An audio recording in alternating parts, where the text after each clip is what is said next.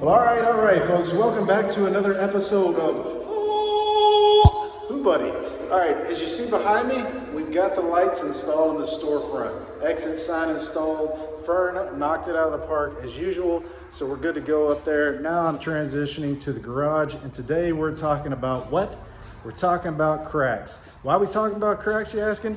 Well, you see, today with the kids and the pants and the sagging and the... No, just kidding.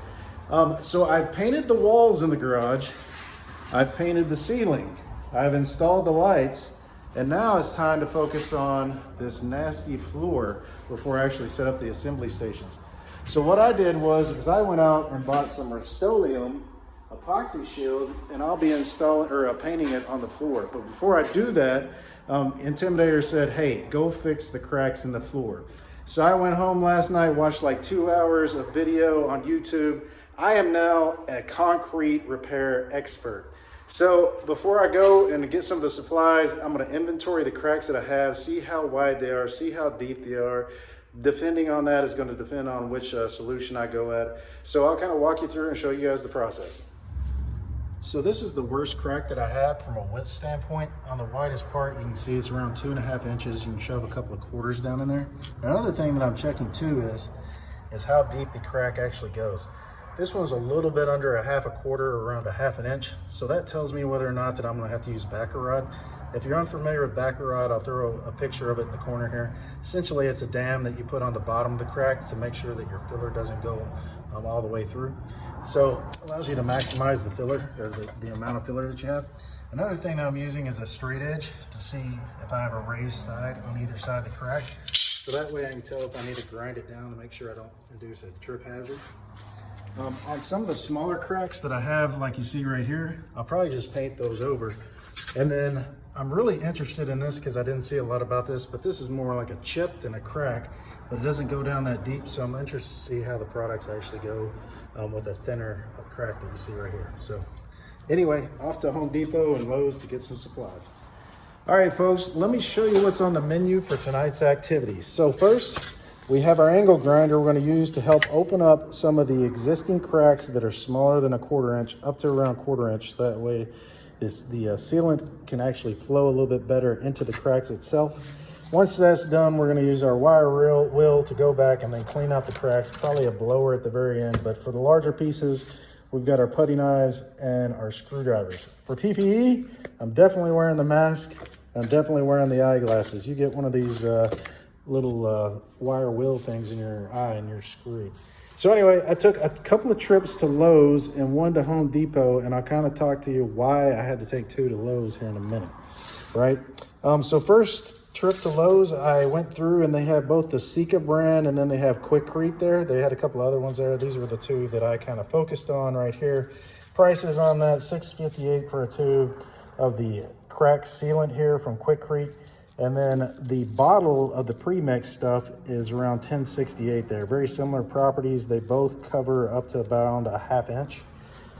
So not much difference in there, just probably a difference in the consistency, right?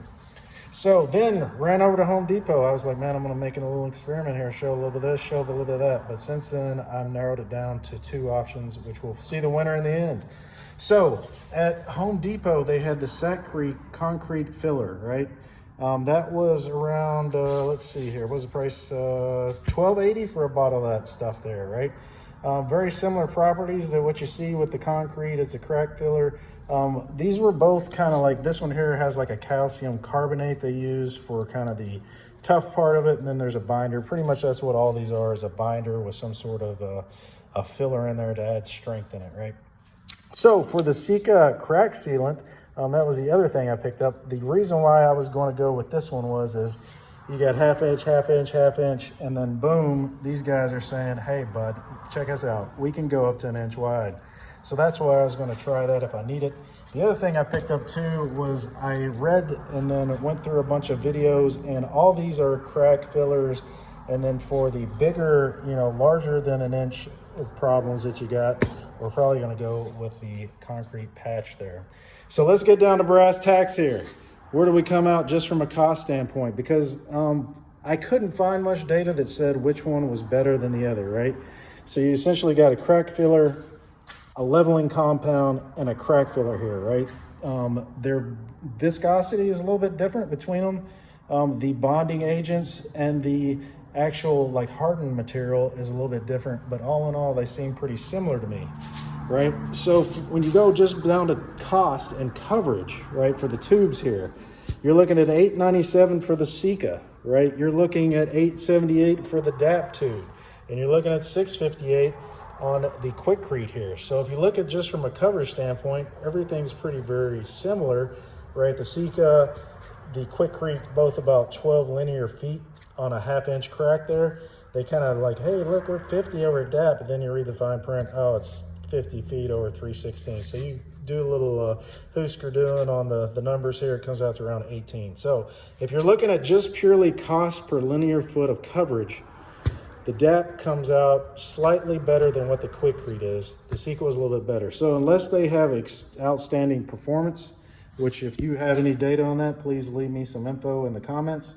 I'm gonna go with DAP. DAP also has the self-leveling compound or self-leveling component to it, which I really think is gonna help me out on this job. I've seen a lot of good videos out there showing that. So let's get down to brass tacks on the bottles. All right, so for the bottles, Sakrete comes in $12.80 for 35 linear feet on that. Comes out to 36 cents per linear foot. So DAP, guess what? They're kind of, you know, like, hey, we ain't gonna tell you how much it'll cover, but it did cost $9.96. I said, you know, what the hell? We'll call it 35 linear feet. Comes out to 28 cents per linear foot.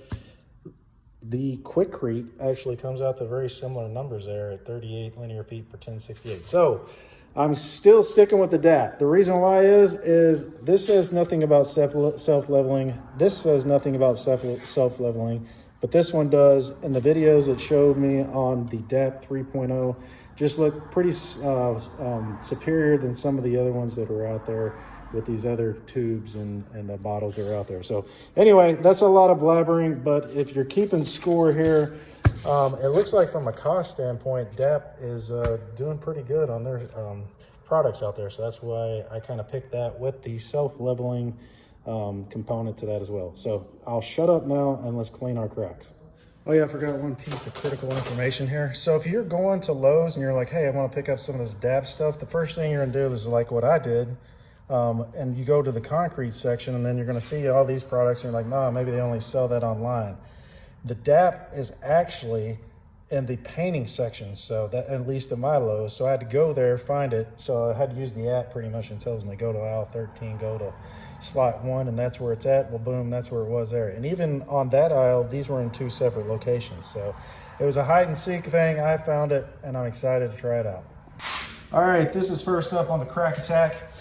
This crack here goes from the front of the building to the back of the building. So roughly around 25 feet long. And then it varies all the way through. So this should show me a pretty good sample on width, depth, and different applications in here. So I'll be able to see whether the DAP's working very good before I go on to the other tracks. So away we go.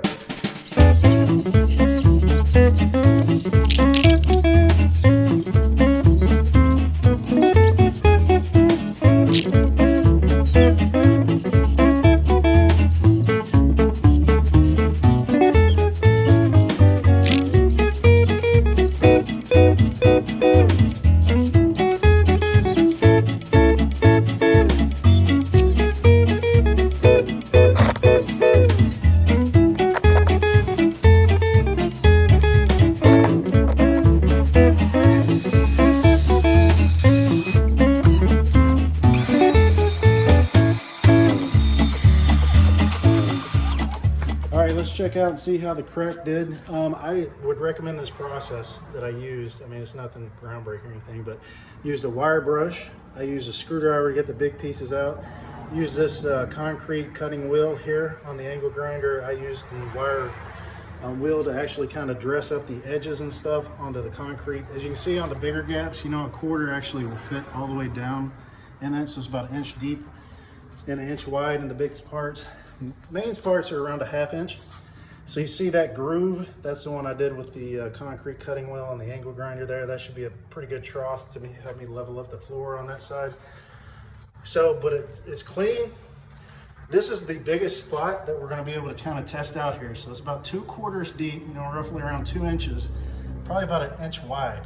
So we'll be able to see how well this self-leveling compound actually work on it. But pretty cool. So let's see what we're going to do here. All right, folks. So if you're keeping track of our crack, then you know we've got a clean crack, and now it's time to do some filling. That's filling, not feeling. Too bad. Dad jokes right back there. All right, so our crack 25 feet long. They're saying with these bottles you should be able to get 35 linear feet in it.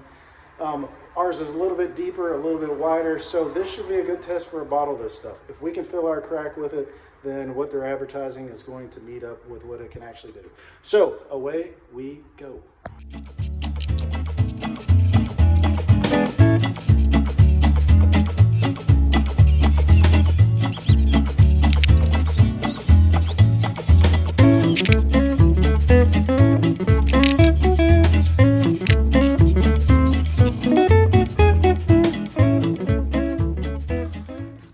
So I should not be doing this, shouldn't have to do this, but I'm actually going to run a trial. You can see after like 15 minutes, it's still pretty lumpy. It's probably, you know, gravity's probably taking it down into the crack, but it's not spreading out as much as I'd like, which the width of these cracks kind of taper, right, after years and years of wear. So what I'm going to do, and what I have been doing, is just taking a trowel and just running it down it to flatten it out. So it's still TBD as far as am I just creating another problem here, but for right now it looks better. So we'll see how it goes.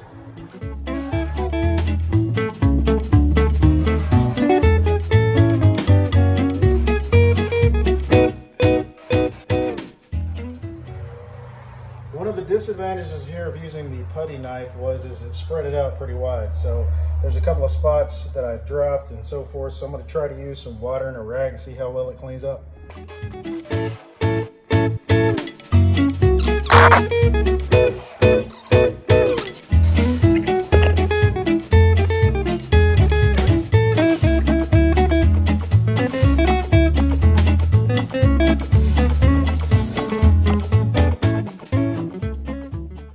Okay, 30-minute update here on the El Dapo, and let's see here. Repairs are ready for traffic in 30 to 45 minutes when directions are followed properly. So, I mean, I don't know how you don't follow directions properly. You just squirt out of a bottle. But let's see here. Is it ready for traffic?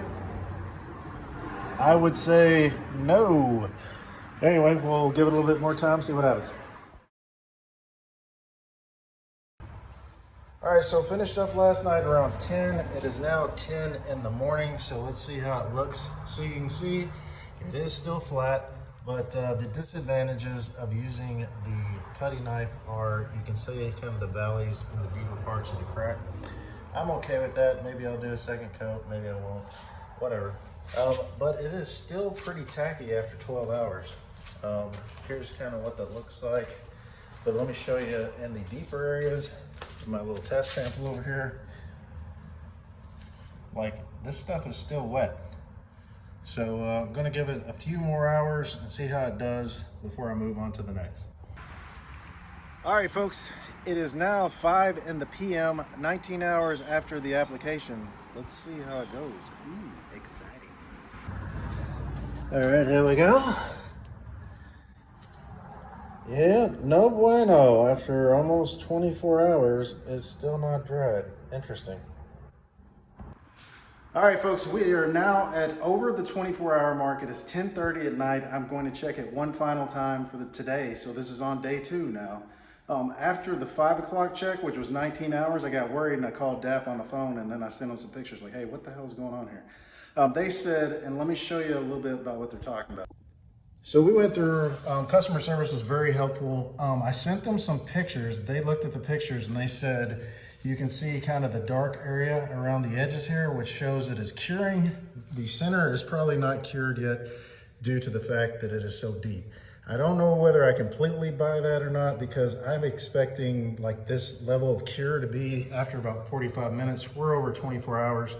couple of things they were asking is like, you know, well, what's the substrate or what's the concrete like and all that. And I was like, look, it's Florida. We don't freeze here. It shouldn't be a problem. Other than humidity, I can't really think of any other issues. So anyway, 24 hours, still not cured. DAP, I don't know. I might have to try the other stuff just because this is going to kill my schedule. So anyway, tomorrow morning, we'll check again. All right, folks, 36 hours into it. Let's check out our crack. All right, so you can see here, it is getting darker on the sides. It is starting to harden up. In the center portions, it is still light gray. When I go over here to my test spot, this is kind of, I guess, what it's going to look like at the end. Solid, solid, solid, and then in the center, still a little mushy.